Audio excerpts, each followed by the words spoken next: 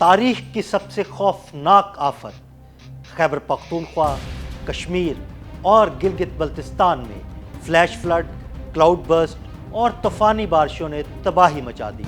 لمحوں میں سب کچھ پانی کی نظر ہو گیا اور 330 سے زائد افراد صرف ایک ہی دن میں موت کے منہ میں چلے گئے۔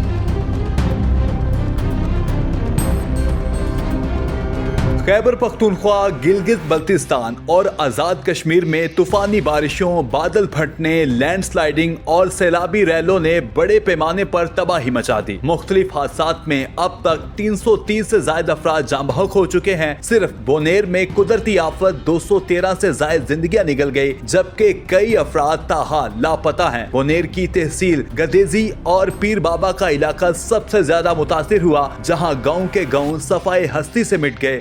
مرکزی بازار، رہائشی علاقے اور حتیٰ کہ پولیس اسٹیشن تک پانی میں ڈوب گیا۔ لوگوں کا سامان ان کی آنکھوں کے سامنے بہہ گیا، جبکہ اسپتال لاشوں اور زخمیوں سے بھر گئے۔ بٹگرام میں دریا نندیار شملائی سے 14 افراد کی لاشیں نکال لی گئی۔ لاپتہ 7 افراد کی تلاش کے لیے سرچ آپریشن جاری ہے۔ گزشتہ روز ڈھیری حلیم میں متعدد گھر سیلابی ریلے کے زد میں آ گئے تھے۔ سیلابی ریلے میں 28 لوگ بہہ گئے تھے۔ گزشتہ روز 7 افراد کو زندہ بچا لیا گیا تھا۔ مانسہرہ میں بھی سیلابی ریلے اور تودے گرنے کے واقعات میں 20 افراد جاں بحق ہوئے۔ اس کے علاوہ باجوڑ میں کلاؤڈ برسٹ کے بعد سیلاب اور لینڈ سلائیڈنگ کی وجہ سے 21 افراد جان سے گئے۔ کلاؤڈ برسٹ کے بعد سیلاب کئی گاؤں بہا لے گیا، مکینوں کے آشیانے گر گئے۔ سیلابی ریلوں میں جانور اور گاڑیاں بھی بہہ گئیں۔ سوات میں بپھرا دریا راستے میں آنے والی ہر چیز تنکوں کی طرح بہا لے گیا۔ مینگورا سے گزرنے والی ندی کا پانی گھروں میں داخل ہو گیا اور پانی کے ریلے رابطہ پلوں تک پہنچ گئے۔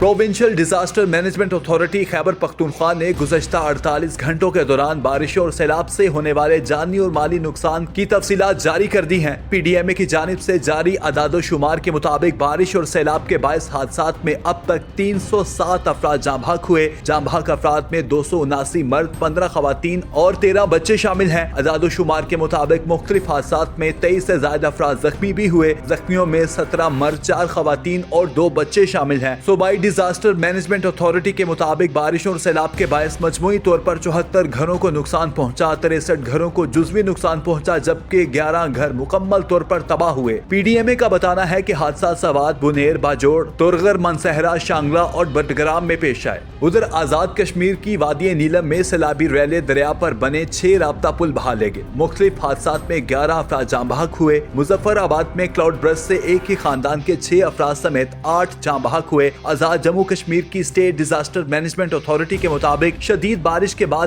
آنے والے سیلاب میں 1.5 کلومیٹر طویل سڑک بہہ جانے سے رتی گلی جھیل جانے والے 700 سے زائد سیاح پھنس گئے تھے۔ ان سیاحوں کو ریسکیو کرنے کے لیے آپریشن رتی گلی سے صبح 7 بجے شروع ہوا اور دوپہر 3:30 پر مکمل ہوا، جس کے دوران رتی گلی میں پھنسے تمام سیاحوں کو کامیابی سے ریسکیو کر لیا گیا۔